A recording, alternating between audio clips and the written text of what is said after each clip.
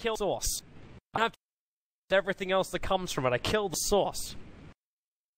And I feel like Navi's lineup is... But then your SF's gonna get a ton.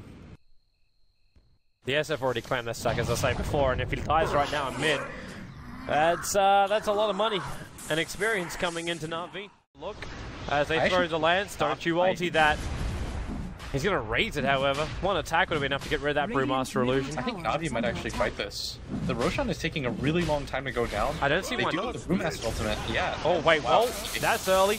Dendi's gonna jump down, he's searching for Yapsor. He doesn't want this Lion to have any of those Hex disables coming in. While the Brewmaster ulti, well, it's going to send Levi up, and they're going to finish Roshan. So they got one pick off, and they want to finish Roshan. They're going to do it much quicker, too, just with this troll. Like, they actually just did. Alright, so BBC does Roshan for Navi. The Brewmaster split, he doesn't have Blink, and he absolutely doesn't want to get caught up by charging. He's charging Troll Warlord. Out of bump into vanskor at the same time, so the Ice Plus doesn't connect until a little bit later. vanskor on 10 life points. Move away from the Phantom Lancer. PL just walks up and lances him down. So it's still a Spirit Breaker breaking. The Aegis Immortal has gone down too as the Dazzle. The Echo Slam from Goblak getting extra bit of damage, and they want Miracle, and they're going to claim him as well. Dendi with the double kill. Yapsor, no real control, and this PL, he's still battling up against the Brewmaster. Right now, he's going to get a Scotty as well. Really difficult to kill him at this point. Juno, he does fire off that lance, but there's no Brewmaster split. There's no way that they can take this fight right now. There's too many illusions off on the board. The weave is going right now. Oh, he initiates it. Big jump. There's the silence. The Shelly Grave Throw is going to keep him up. Big Echo Slam from Goblak. That could be the saving grace right there with Dendi on the high ground. The Shadow Fiend did get the BKB off. They're still chilled up a little bit, but it's only the PL and the SF who are left. They're going to bring down the melee racks with the PL.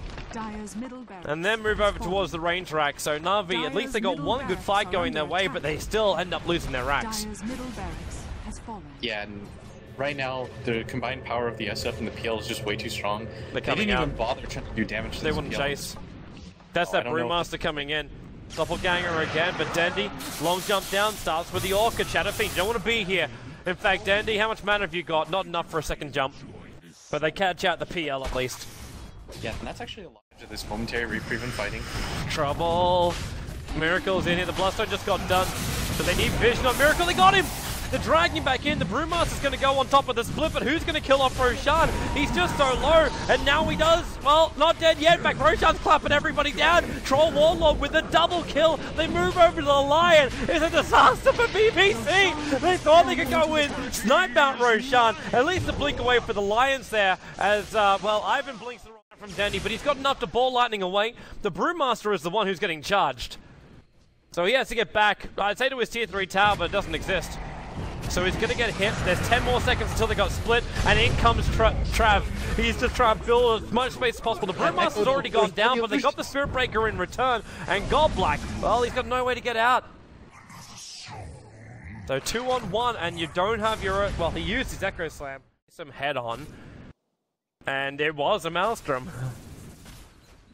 And he gets a lightning proc on his first attack. So worth it. 100% worth it. There's your Fissure to catch out too. Brewmaster, blink, clap, split. That Echo Slam, they're still holding on to it. Goblak doesn't have his blink dagger. It's on cooldown now. That's why he can't jump in, but they've managed to isolate Miracle while Dendi caught on the wrong side of the tracks. Where's your buyback? There it is from Dendi, and he's a long jumping in, looking to kill off Lion, and then back in again to control up the SP. There's your Echo Slam, and that's going to be a 5-man wipe. They hold on to their top racks. They shut down... Backline of BBC right now. Yeah. And maybe if he doesn't have the buyback there, the fight goes okay for BBC, but even at that point, losing the SF that early in that fight makes it really difficult. Dazzle and Lion, you do not want to be going on this Brewmaster. The charge is coming in, and now they're going to reveal themselves, but Dendi's in the neighborhood. Goblak jumps in, Fidget's on over on 2.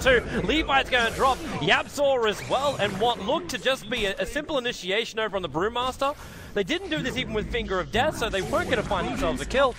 But they're going to lose a tier 1 tower and potentially tier 2 while these heroes are down. And Spirit Breaker's trying to do something about it. He's charging vanskor, and vanskor's got nothing to save himself. Ice Blast, that's all he can do. He knew he was dead. He didn't have a Yule Scepter, which would have been the one way to escape from that. Is the issue.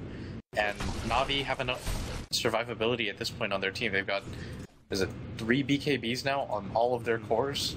And that's something that BBC was really relying on in these team fights for Na'Vi not to have those BKBs being able to get. It's kind of going to get worse. Storm, that's a long jump down. With the Whirling Axe, as that Spirit Breaker said quickly, but they might get another one.